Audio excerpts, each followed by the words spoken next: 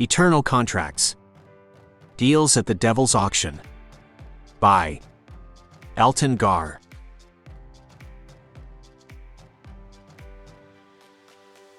Ryan couldn't remember the last time he had gotten anything handwritten in the mail. He couldn't even remember the last time he got something in the mail that he wanted. It was in an envelope that had actually been sealed with a wax seal. Ryan hadn't even known that was possible. And when he broke it open, he found an invitation to an exclusive auction. As he scanned the small card, he grinned at the list of things that were being auctioned. He didn't know which of his friends had come up with this practical joke, but it seemed clear that was what had happened, because under the date and location was a list of things for sale. That list included the Midas Touch, invisibility, and what caught Ryan's attention, immortality. Of course, none of those things existed, but someone had put a lot of effort into the card, and he wanted to see how this played out. So he moved some money around so he had a few $1,000,000 available, and went to find out what the joke was. Putting the address into his GPS led him out of town, into a large muddy field. There was a tall, thin man in a tuxedo with a top hat standing next to the wooden gate. He opened the gate and then said, "You may park your car next to the others." There were about 24 cars parked in the middle of the field. There was a single cow standing next to a BMW, eating a few stray bits of grass and swatting its tail at flies. 100 feet past the cars was a large red and blue tent. None of it inspired confidence, and he wasn't fond of parking his $250,000 car next to a cow. But he knew if he left now, he'd regret it. The tent flap was tied open, so he went inside the circus-sized tent. There were metal bleachers on one side of the tent, all overlooking a small platform with the auctioneer. Standing at the front of those bleachers, Ryan saw an elderly man who appeared to know what was happening. Since half the reason he had come was for the adventure, he approached the old man. "Evening," the man said as Ryan sat down, and he smiled in a way that made him feel as if he were genuinely glad to see him, and not simply being polite. "This place seems unique," Ryan said, trying to start up a conversation that might clue him in on what the game was without having to ask. "One of the few things that is," the old man said, and he leaned back against the metal step behind him. Ryan decided that was enough for now, and so he watched as the auctioneer began. He was almost the twin of the man at the gate, but in a pinstripe suit. He had a smooth voice that should have sounded friendly, but it didn't. And he had gotten a bit too into the carnival feel of this place. As it appeared, he had glued 2 small goat's horns to his head. He was currently auctioning an old set of dancing shoes. They sold for several $1,000s, and Ryan considered asking the old man why, but they had already been sold and he didn't want to bother the man. The next item was a harp, also odd, but at least it appeared to have excellent craftsmanship. The auctioneer claimed it was solid gold, though Ryan was reasonably certain that it wasn't. Gold would be far too heavy and not all that useful. Still, it sold for almost $2 million, which made him suspect it might at least have some gold. Odder though was that the old man that picked it up seemed to have a conversation with it as they walked out of the tent. Next up, the auctioneer announced a rare item, the Midas Touch. At that statement, about half the people in the room laughed, and the old man, seeming to see Ryan didn't get the joke, said, "It's sold here every year, and every year some damn fool buys it. The guy 3 years ago died of starvation, because everything he tried to eat turned into gold." "How do most people eat?" Ryan asked. He felt stupid for playing along, but if you were in the asylum, then you might as well enjoy it. "With an infinite amount of gold, they pay someone to feed them," the old man said, and Ryan considered bidding. Being able to turn anything into gold would almost certainly be profitable, even if it was inconvenient, but he remembered the story of Midas and decided against it. As the price went up to almost $3 million, the old man said, "Are you going to bid?" "I have enough money," Ryan said. As he did, the winner of the touch had a wand waved over him. He then shook the hand of an attendant, smiling, and the man turned into solid gold. All around the tent, there was a combination of laughter and muttering. "That's a pretty good trick," Ryan said. He did not know how they had done it, but he liked the showmanship as they brought out a dolly and hauled the man away. Changing him back is harder and a lot less impressive, The old man said, and he sounded tired. I suppose it would be. Ryan said, and as a tiny woman seemed to fly up into the bleachers, it became harder for him to dismiss all of this as an elaborate joke. This was an impressive performance, and he hadn't determined why there was a performance or why people were bidding so high unless most of them were in on it. There was a spinning wheel and a couple of animals that didn't seem all that impressive. Then things got weird. The lights in the tent seemed to go down, though the lighting all seemed natural, and the auctioneer grinned and said, "We are now entering the interesting part of our auction, at least to me. We will begin with a few bulk sales.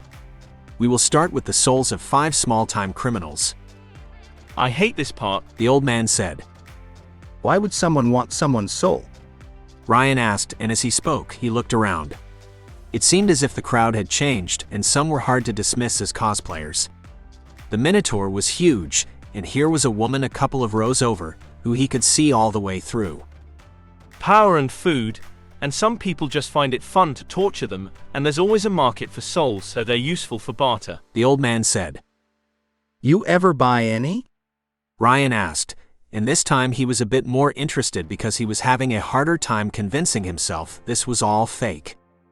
The old man laughed, but it wasn't really all that happy, and said, Not here, but I've considered it. The price seems a little low. Ryan said, as the entire lot went for only about $600,000. People sell souls for a lot less than that. Small-time criminal means drug addict. Even the people here like their euphemisms. The man said. A woman Ryan could only describe as a crone won the bidding and walked up. She was so bent over that if she hadn't had a cane, she would likely have fallen over, and her white hair fell almost to the floor. She had yellow teeth and fingernails, and took the 5 small vials from the man. She then pulled the cork from the first one, and what Ryan could only describe as a ghost appeared from it, like he might imagine a genie, except that as it came out, the woman inhaled him. She then stood up straighter and walked away. There were a couple more batches of small-time criminals, and one of soldiers that sold for twice as much. The auctioneer then moved on to individual souls. Names were never given out, but by their description, Ryan suspected he might have known some names if they had said them. At least they got something of value for their souls, Ryan said, and the numbers seemed to suggest people agreed, as they were almost all 10 and 20 times the value. They gave up an eternity for a few years. They probably didn't even enjoy that much. The old man said. I'm not saying it was a good deal, Ryan said, but even while defending himself, he felt dirty. He wasn't certain why he cared about the old man's opinion, but he did. Nothing here is a good deal, at least not for everyone involved. The old man said, and Ryan believed him.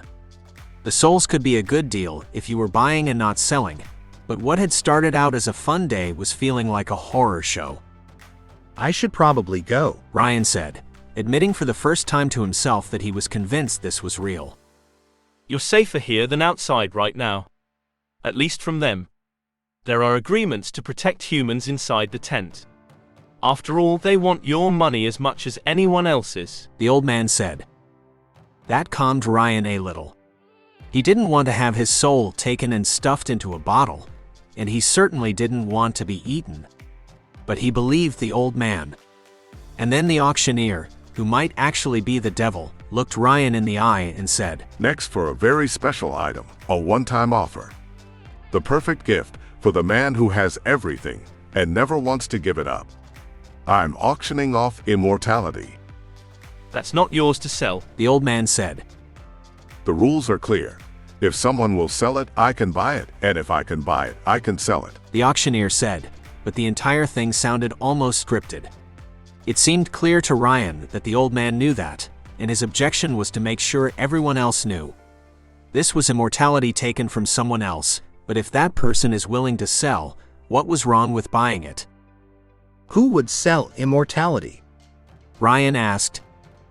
That seems like the wrong question to me. The old man said, but as he spoke, the auctioneer began to cry out, and mostly because he didn't want the bidding to end before his conversation ended, Ryan waved the small number he had been given at $500,000. Then what is the right question? Ryan asked. Look around this place. Everyone here is immortal. The old man said. Ryan realized at that point that there really weren't any humans left, or at least no one who looked like a normal human except him and the old man. And there was only really one question that led to: why would someone who had immortality buy it? But he was here, and he had the money, so waved his hand and bid 1 million. So they plan on selling it. You yourself said that immortality was rare. Ryan said. I didn't say that. I said it wasn't his to sell. But you didn't stop him. Ryan said. No, I didn't. As he bid again, Ryan said. You're the one who sent me the invitation. Of course, He said. But you don't want me to buy anything. Ryan said. I just want to make certain you understand the choice you're making. The old man said. As he spoke, the bidding slowed and Ryan made a final bid, enough that there seemed no chance anyone else would bid against him. I can always sell it if I decided I don't want it. And besides, it's only money. Ryan said. You're right about that much at least. The money isn't important. The old man said. Then why wouldn't I buy immortality? Ryan asked, and as he spoke, the gavel hit the bench and he felt a chill. Because you're already immortal. You saw proof of that. That's why the souls are so important, and even the one that was eaten didn't die. The only difference is that now you're stuck here. You're just paid to become one of the monsters. So, I'll sell it to someone else. Ryan said. How are you going to do that? He told you it was a one-time deal. The old man said, and he stood, white wings extending from his back, and he flew away. He stopped near the top of the tent to look back at Ryan. He shook his head slowly, and then disappeared. Author's note. All too often, I ignore a story because it's not original enough. So, I decided to take a break from the need to be completely original in my stories and just write something that I wanted to write. That said, I hope this story brought something at least a little new. That being the idea that all too often we don't consider what our beliefs actually mean. Here, it's in the fear of death that so many people who believe in eternal life have. But there are examples in every aspect of our lives. It was also good practice as I continue to improve my ability to add descriptions and personality to people and places. If you enjoyed it, you can sign up for my weekly newsletter to get a free novel and more free stories every week at ansci-fi.com, or get access to all my short stories, including over 30 patron-exclusive stories, for as little as $1 a month at patreon.com/Elton. Elton Gar.